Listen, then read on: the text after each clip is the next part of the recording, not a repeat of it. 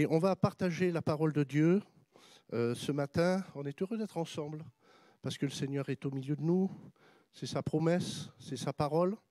Et nous croyons dans les paroles du Seigneur. Voilà, que nous soyons d'ailleurs en bonne santé ou en mauvaise santé, nous croyons dans les paroles du Seigneur. Voilà, qu'on est chaud, qu'on est froid. Alors les uns ils ont chaud, les autres froid. Voilà. Donc on va ouvrir la parole du Seigneur ce matin. Voilà, je suis heureux d'être au milieu de vous et ensemble, eh bien, on va écouter cette parole du Seigneur, la partager. Je vous invite à faire une lecture avec moi dans le chapitre 24 de l'évangile de Luc. Luc chapitre 24.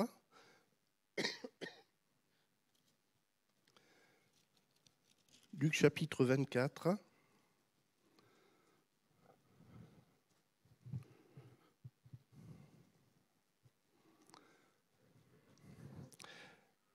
À partir du verset 13, et on lira jusqu'au verset 35. Luc chapitre 24, verset 13, jusqu'au verset 35. Et voici ce même jour, c'est-à-dire le jour de la résurrection de Jésus, on resitue bien le texte et le contexte. Voici ce même jour, 2 disciples allaient à un village nommé Emmaüs, éloigné de Jérusalem de 60 stades. Et ils s'entretenaient de tout ce qui s'était passé. Pendant qu'ils parlaient et discutaient, Jésus s'approcha et fit route avec eux. Mais leurs yeux étaient empêchés de le reconnaître. Il leur dit, « De quoi vous entretenez-vous en marchant, pour que vous soyez tout tristes ?» L'un d'eux, nommé Cléopas, lui répondit, « Es-tu le seul qui, séjournant à Jérusalem, ne sache pas ce qui est arrivé ces jours-ci » ? « Quoi » leur dit-il. Ils lui répondirent, « Ce qui est arrivé au sujet de Jésus de Nazareth, qui était un prophète puissant en œuvre et en parole, devant Dieu et devant tout le peuple. Et comment les principaux sacrificateurs et nos magistrats l'ont livré pour le faire condamner à mort et l'ont crucifié. Nous espérions que ce serait lui qui délivrerait Israël. Mais avec tout cela, voici le 3e jour que ces choses se sont passées. Il est vrai que quelques femmes d'entre nous nous ont fort étonnés, s'étant rendues de grand matin au sépulcre et n'ayant pas trouvé son corps. Elles sont venues dire que des anges leur sont apparus et ont annoncé qu'il est vivant. Quelques-uns de ceux qui étaient avec nous sont allés au sépulcre et ils ont trouvé les choses comme les femmes l'avaient dit. Et lui, ils ne l'ont point vu. Alors Jésus leur dit, « Ô homme, sans intelligence et dont le cœur est lent à croire tout ce qu'ont dit les prophètes, ne fallait-il pas que le Christ souffrit ces choses et qu'il entrât dans sa gloire ?» Et commençant par Moïse et par tous les prophètes, il leur expliqua dans toutes les Écritures ce qui le concernait. Lorsqu'ils furent près du village où ils allaient, il parut vouloir aller plus loin. Mais ils le pressèrent en disant « Reste avec nous, car le soir approche, le jour est sur son déclin. » Et il entra pour rester avec eux. Pendant qu'il était à table avec eux, il prit le pain, et après avoir rendu grâce, il le rompit et le leur donna. Alors leurs yeux s'ouvrirent et ils le reconnurent. Mais il disparut de devant eux. Et ils se dirent l'un à l'autre, « Notre cœur ne brûlait-il pas au-dedans de nous lorsqu'il nous parlait en chemin, qu'il nous expliquait les Écritures ?» Et se levant à l'heure même, ils retournèrent à Jérusalem et ils trouvèrent les 11, et ceux qui étaient avec eux assemblés, et disant, « Le Seigneur est réellement ressuscité, il est apparu à Simon. » Et ils racontèrent ce qui leur était arrivé en chemin et comment il avait reconnu au moment où il rompit le pain. Amen. Gloire à Dieu. J'ai appelé ça des disciples démobilisés ou comment avoir une nouvelle découverte de Jésus aussi, parce que si ces disciples se sont démobilisés, ils se sont remobilisés à la fin, réengagés à la fin. Pourquoi et comment des disciples engagés finissent par se démobiliser et s'éloigner? C'est une question que nous pouvons nous poser. Nous avons peut-être connu autour de nous des gens qui, disciples de Jésus, se sont à un moment démobilisés et désengagés. Cet état de choses, on le voit, était présent dès les premiers disciples, avec l'exemple de ces disciples sur le chemin rencontrés sur le chemin d'Emmaüs. Alors, pourquoi ce désengagement? Alors que les événements, c'est vrai, ont été bousculés les derniers jours avec les disciples. Jésus est mort, il est ressuscité. Et je dirais qu'il y avait deux façons de lire ces événements. Il y avait la façon humaine. Jésus est mort. On s'attendait à lui, c'est la défaite. C'est la défaite. Jésus est mort. Ce Jésus qui avait cristallisé toutes les espérances des uns et des autres, de tous les disciples, le voilà maintenant mort, délaissant ses disciples. Mais il y a une autre façon de lire ces événements pour nous. Et j'espère que c'est la vôtre ce matin et la nôtre ce matin. Jésus est mort et ressuscité, mais Jésus est ressuscité triomphant de la mort. Tout est accompli à la croix. Le salut est déployé. Ce qui a été l'attente et l'espérance durant des siècles et des siècles du peuple d'Israël, voilà ces choses enfin réalisées dans ces jours-ci. Et la mort de Jésus est là un événement glorieux, un événement, bien sûr, qui bouscule le raisonnement humain, qui bouscule les préceptes, qui bouscule les conceptions humaines, mais qui est finalement l'accomplissement du salut accompli par Dieu. Et on a là finalement tout l'enjeu de ce que nous allons partager ce matin. Quelle est notre lecture des événements? Quelle est notre lecture des situations qui fait que nous nous engageons ou que nous nous désengageons d'avec le Seigneur? Et pourtant, ces disciples pour qui Jésus est mort, pour qui Jésus est ressuscité, alors ils ont du mal à comprendre comment les événements se déroulent parce qu'ils s'étaient fait, dans ce qui leur avait été dit, leur propre scénario. D'accord? Ils s'étaient fait leur propre scénario personnel. Et malgré la résurrection de Jésus, malgré le salut qui s'accomplit, malgré l'aboutissement de l'espérance d'Israël, de l'espérance des promesses que les prophètes avaient annoncées, eh bien, ils s'éloignent de Jérusalem. Ces gens vont s'éloigner de la communauté des disciples. Il arrive aujourd'hui que des gens s'éloignent de la communauté des disciples, de l'Église. Et je dirais même plus que des fois, on peut être au milieu de l'Église, au milieu des réunions de l'Église, et pourtant déjà être éloigné de la communauté de l'Église et de la communion fraternelle dans sa tête et dans son cœur.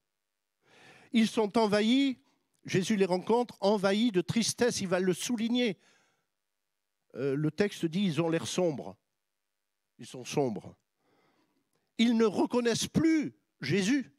Ils ne reconnaissent pas Jésus, pourtant ils connaissaient Jésus. Et là, tout d'un coup, ils ne le reconnaissent plus. Peut-il arriver à des disciples de ne plus reconnaître Jésus? C'est une question que je pose ce matin.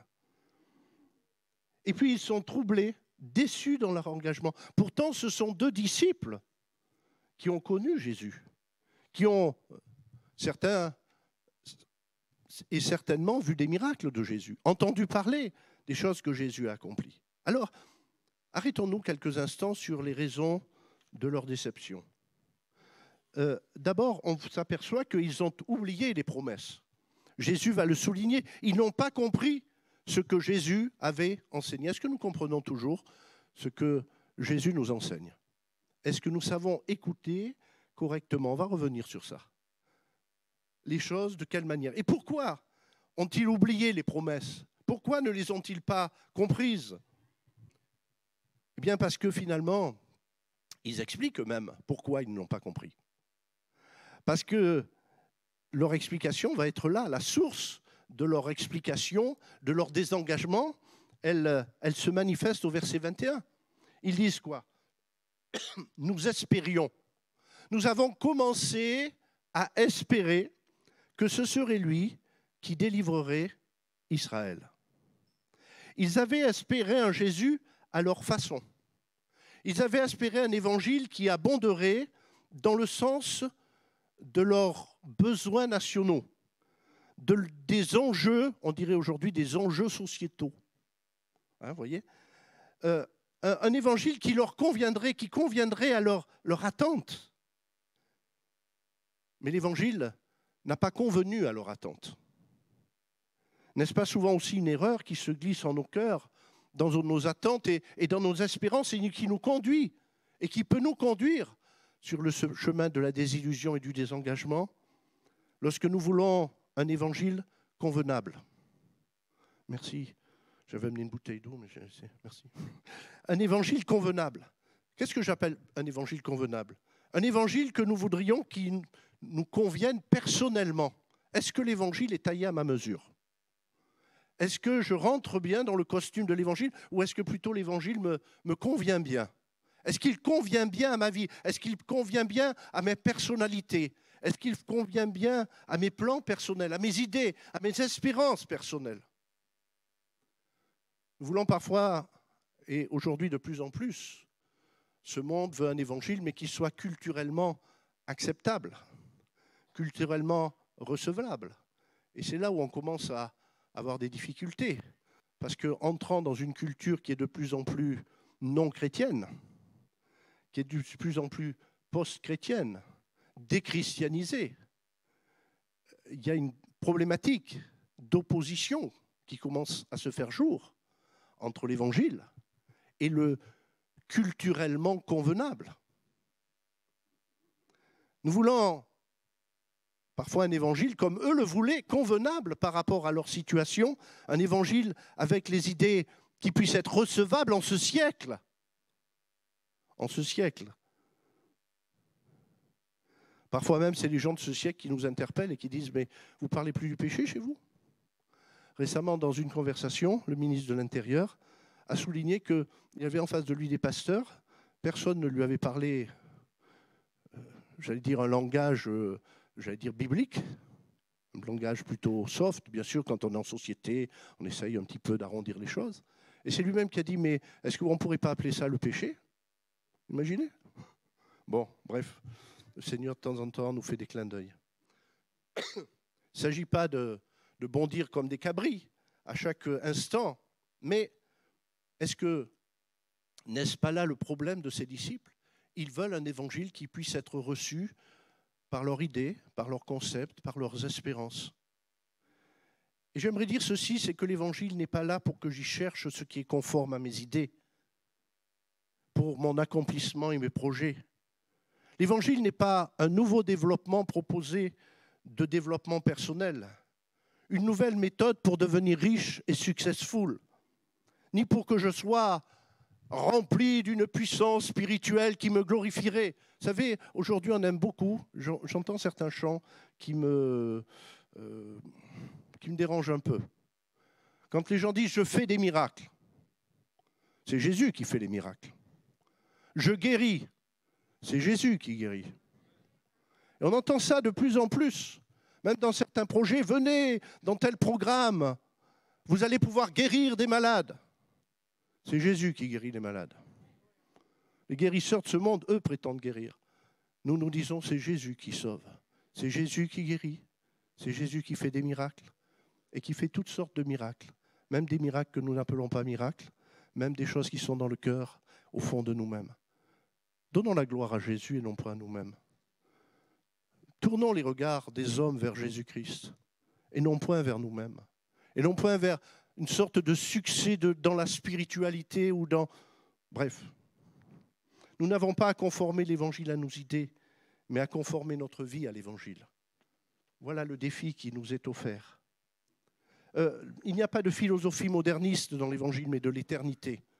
L'Évangile dépasse les cultures, les temps, les époques, parce qu'il est l'Évangile éternel, l'Évangile de Jésus-Christ.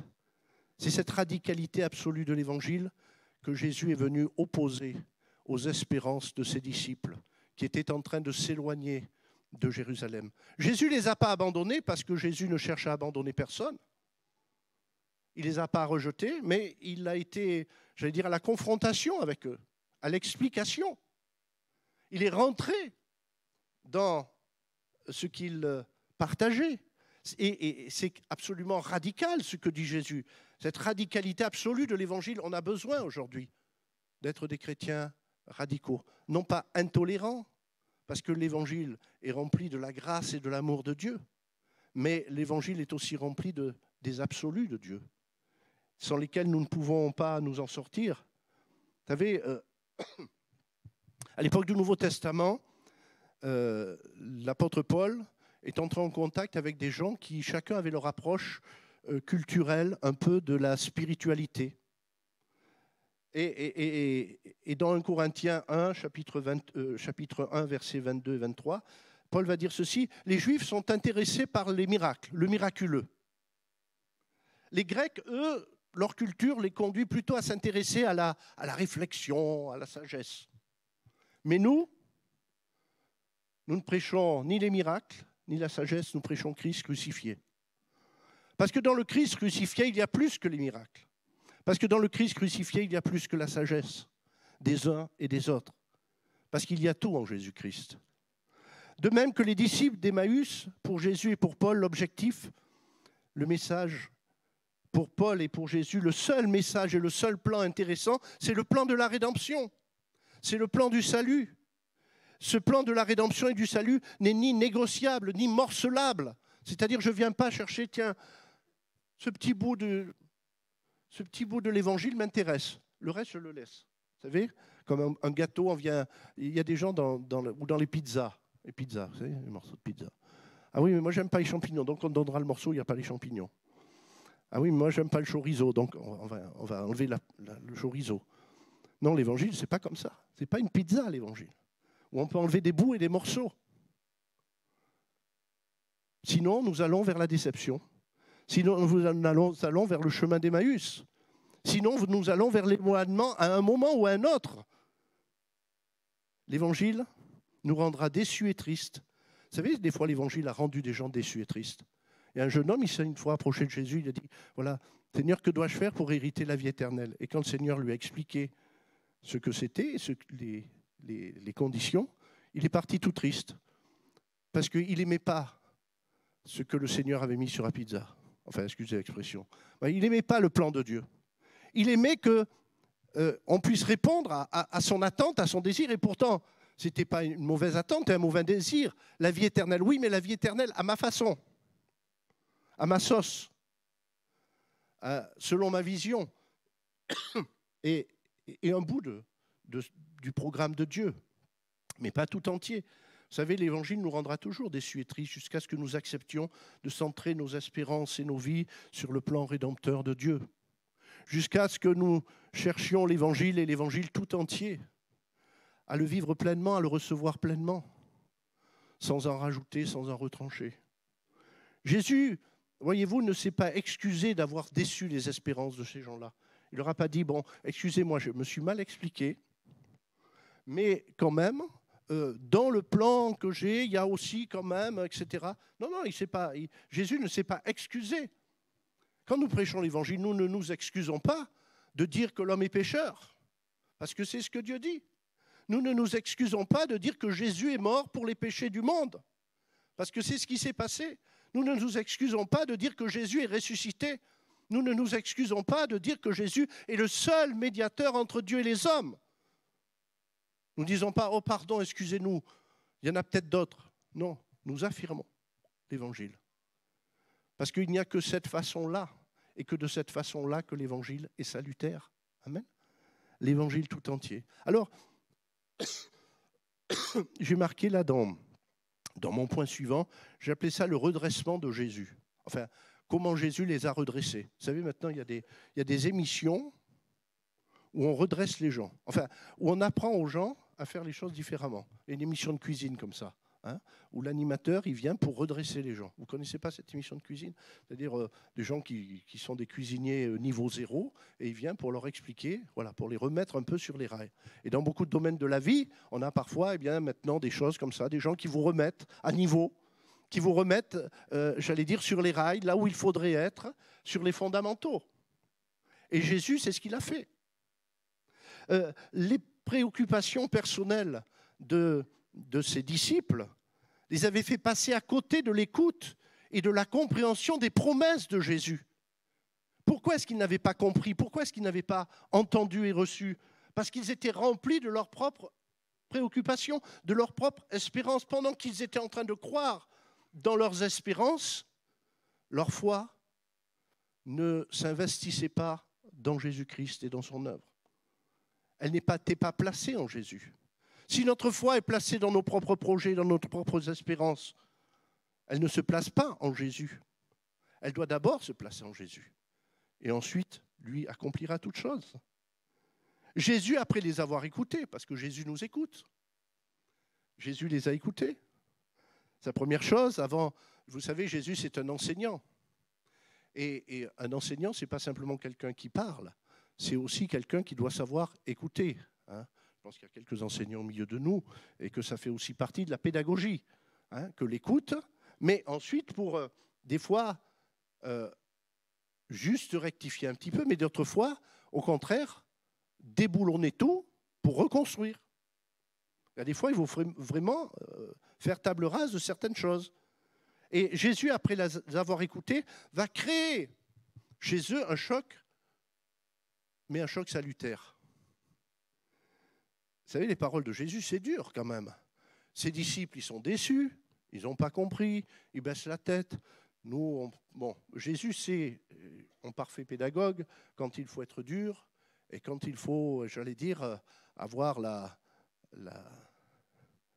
le temps, la douceur nécessaire. Jésus a eu parfois des paroles douces avec des gens où nous aurions eu des paroles dures, et il a eu parfois des paroles dures, là où nous aurions, nous, essayé d'arranger un peu les choses, leur dire non, mais revenez à Jérusalem, mes petits, revenez vers les disciples, quand même, on va s'arranger, on va arranger l'évangile un petit peu. Allez, on va rajouter à notre programme politique, au programme de l'évangile, on va rajouter, allez, la délivrance d'Israël. Est-ce que ça vous plaît comme ça? On va rajouter à l'évangile quelque chose comme ça, vous y retrouverez aussi, il faut que tout le monde s'y retrouve. Non. Les paroles de Jésus sont relativement sèches et dures, quand même. Hein. Je ne sais pas, si ce matin, c'est pas moi qui le dis, hein, c'est pour ça que c'est plus facile, hein, c'est l'évangile. Ouais, voilà. Ô homme sans intelligence et dont le cœur est lent à croire tout ce qu'ont dit les prophètes. Ô homme sans intelligence, je ne sais pas si on aime qu'on nous dise qu'on est sans intelligence. Enfin, il y a plusieurs mots pour dire qu'on est sans intelligence. Hein. Quand on dit t'es bête, bon, voilà. Enfin, bon, il y a d'autres mots, hein, plus fleuris, etc., etc. Ô homme sans intelligence, et dont le cœur est là à croire. Ce sont des disciples, ce sont des croyants, ce sont quand même des gens qui ont cru. Oui, mais vous avez été lent à croire la vérité. Vous avez été lent à croire ce qui valait la peine d'être cru. Vous avez été lent à croire l'évangile. Vous avez voulu croire dans vos espérances. Et maintenant, elles vous ont déçus. Et Jésus va faire preuve avec eux justement de cette pédagogie divine, qui d'abord va les ramener vers la parole. Jésus ne cherche pas à faire coller la parole avec leur perspective, mais il les entraîne à revenir à la parole. Quand ici il est dit Moïse et les prophètes, en fait c'est un terme dans les évangiles qui veut parler de quoi? Qui veut parler de ce que nous appellerions l'Ancien Testament. Hein, c'est-à-dire la Torah et les choses qui allaient avec, c'est-à-dire les écrits de l'époque, les écritures inspirées, reconnues comme telles, qui étaient reçues comme telles à l'époque. Et c'est de cela dont il parle ici, c'est-à-dire de cette écriture qui sert de référence. Il les entraîne à revenir au travers de Moïse et des prophètes, dans toutes les écritures, à le découvrir lui. Hein. Il leur expliqua dans toutes les Écritures ce qui le concernait. Quelqu'un a dit tout le Christ dans toutes les Écritures. Voilà ce dont nous avons besoin. Tout le Christ dans toutes les Écritures. Alléluia. L'urgence du temps présent est pour beaucoup de revenir à ce référentiel-là. Si vous ne l'avez pas quitté, ne le perdez pas. Mais si vous l'avez délaissé un peu pour plein d'autres choses, revenons à ce référentiel. La parole de Dieu, l'écriture. Pour y chercher quoi? Pas pour y chercher simplement un manuel de vie en disant tiens, bien, je vais chercher quelques paroles de sagesse. Hein, j'ai lu tel ou tel philosophe, je ne vais pas vous dire des noms parce que sinon vous irez les lire et puis voilà, peut-être qu'avec certains ça sera bien, avec d'autres vous allez perdre votre temps. Mais pour y glaner, vous savez, on aime bien les petites phrases. Hein, on se les met sur son agenda. Tiens, ouais, ça flash ça. Enfin, je le fais aussi hein, pour certaines choses. Voilà. Mais enfin, hein, ce que je veux dire, c'est qu'il ne faut pas se nourrir que de phrases flash. Vous savez, on aime aujourd'hui les slogans. Hein, il y a même des termes modernes pour ça, hein, des mots, là, des trucs qui font flash. Et on va vers cela. mais plutôt là, tout le Christ dans toutes les Écritures. C'est le référentiel, c'est la base, c'est le fondement, c'est le manuel indispensable du cours de notre vie. Dans cet enseignement de Jésus, il y a d'abord le rappel des faits. L'Évangile, ce sont des faits. Beaucoup aujourd'hui voudraient dire que l'Évangile, c'est simplement des histoires racontées, revisitées par certains des disciples et qui seraient, j'allais dire, un peu enjolivées ou transformées. Non, l'Évangile, c'est des faits. Jésus est ressuscité. Soit Jésus est ressuscité, soit il n'est pas ressuscité. S'il est ressuscité, gloire à Dieu, nous avons raison d'être là et nous allons continuer à être là et être dans le présent dans le monde comme témoins. Mais si Jésus n'est pas ressuscité, eh bien, dimanche prochain, fermons l'église et allons à la pétanque. Si Jésus n'est pas ressuscité, notre foi, elle est vaine. On perd notre temps. Vaut mieux qu'on fasse autre chose. Et vaut mieux que je fasse autre chose. Voilà. Hein, voilà. Mais moi, j'ai cette ferme conviction que Jésus est ressuscité. Ils ont beau la raconter dans tous les sens, les philosophes et les penseurs de ce siècle. Eh bien, ils ont quand même besoin de s'informer un petit peu aussi, s'il y en a qui ont besoin de ça. Heureusement, je crois qu'il y a beaucoup de gens aujourd'hui qui aussi reprennent conscience de ça. L'évangile, ce sont des faits. Jésus est ressuscité. Et puis, Jésus va relier ces faits au plan de la rédemption. La crucifixion de Jésus, la résurrection de Jésus, les miracles de Jésus ne sont pas des événements indépendants les uns des autres, parsemés comme cela. Les prophéties de l'Ancien Testament, l'Évangile, les épîtres ne sont pas des choses au hasard. Tout ça fait partie d'un grand plan, le plan rédempteur de Dieu qui a commencé à la chute, quand l'homme a chuté, quand l'homme a plongé dans le péché tout entier, et qui trouvera son accomplissement et sa finalité dans la gloire de Dieu. Nous le retrouverons pour l'éternité. Tout ça, c'est le plan de Dieu, déployé au travers des âges, mais déployé dans toute sa diversité. Et Jésus va relier les faits que ces gens ont vécus au plan de la rédemption. La parole de Dieu recense les faits, elle explique, elle enseigne, elle applique le plan qui est derrière les faits, derrière les événements. Parce que si je viens pour recevoir de la part de Dieu quelque chose, mais ça s'inscrit dans le plan rédempteur de Dieu. Par exemple, quand quelqu'un est guéri dans son corps, croyons dans la guérison physique, mais ça sera quelque chose de peu d'effet si cela reste un fait isolé dans sa vie et qu'il ne comprend pas que derrière cette guérison, il y a plus qu'un guérisseur, il y a un sauveur, il y a Jésus, il y a la nécessité de sauver son âme. Parce que nous sert-il d'avoir une guérison physique, même si on avait une jambe qui rallongeait, si c'est pour finir à la fin, dans l'éternité, loin de Dieu? Cela nous sert-il? À quoi cela nous servirait-il d'être en super santé jusqu'à la fin? Alors des fois, on n'est pas en super santé jusqu'à la fin, mais on est quand même dans le plan rédempteur de Dieu. Parce que derrière tout ça, il y a ce grand plan de salut. Ne l'oublions jamais. Ne l'oublions jamais, parce que le monde nous arc-boute sur les problématiques. Ah oui, mais il y a ceci, problématiques économiques, etc., etc. Oui. Mais mes amis, ne détournons pas nos yeux du plan rédempteur de Dieu, parce qu'il nous permet de prendre de la hauteur, de la sérénité, de garder paix et joie, de retrouver paix et joie, de retrouver secours là où les autres n'ont plus rien sous leurs pieds. Que le nom du Seigneur soit béni. Amen. La parole de Dieu est la seule interprète nécessaire pour elle-même. Alors, je terminerai en disant que, après la parole de Jésus, il y a aussi les actes. Pour réinstruire ses disciples, pour les former, les actes que Jésus va poser, on ne va pas s'étendre dessus, mais sont comme un renforcement de l'enseignement. Et ils vont dire avec justesse que Jésus était un prophète puissant en parole et en actes. La parole de Jésus va toujours avec les actes. La parole et les actes de Jésus sont comme sa signature. L'expérience et la parole dans notre vie vont de concert, vont ensemble.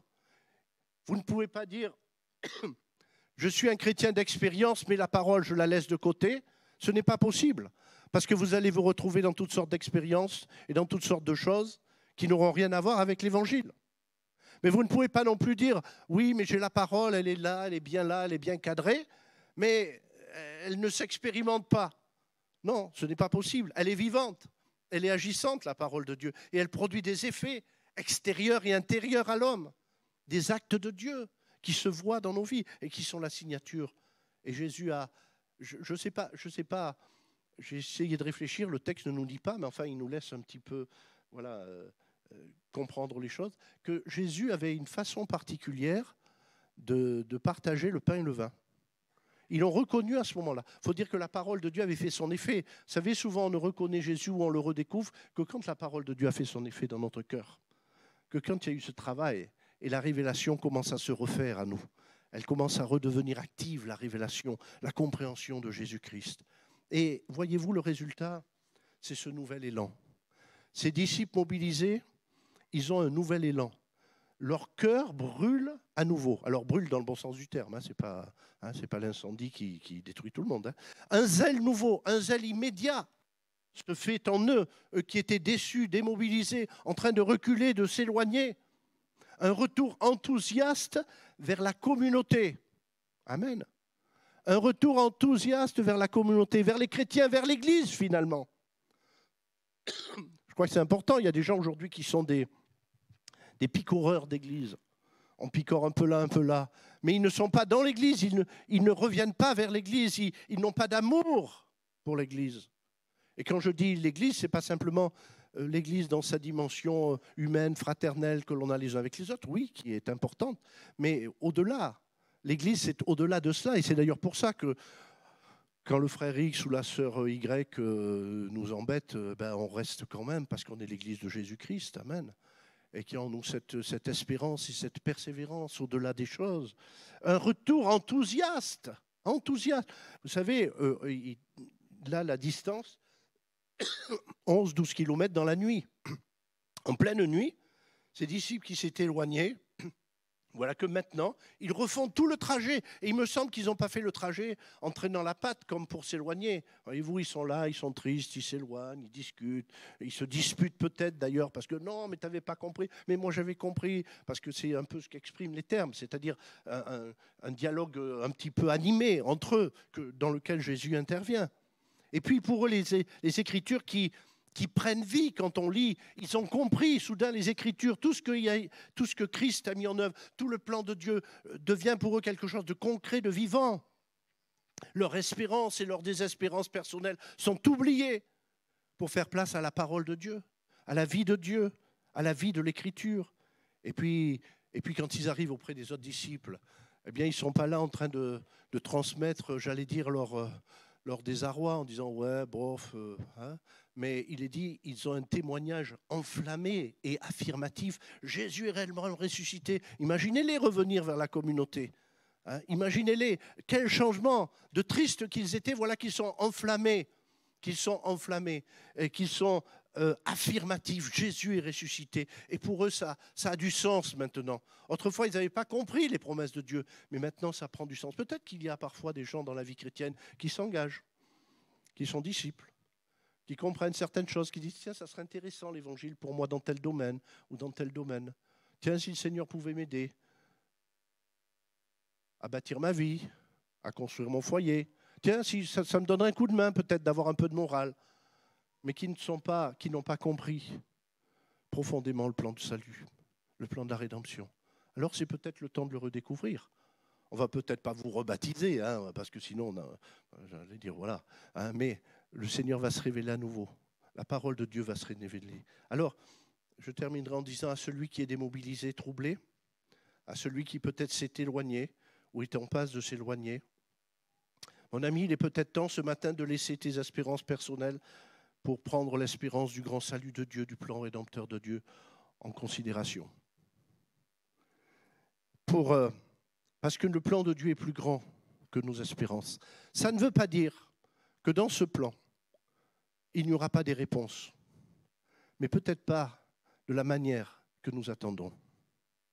Souvent, les gens qui se sont confiés dans le plan de Dieu et qui ont, j'allais dire, laissé cette accroche qu'ils avaient à leur projet personnel, ont retrouvé bien plus après avec le Seigneur. Mais d'une autre façon, d'une autre manière. Que servirait-il à un homme de gagner le monde entier?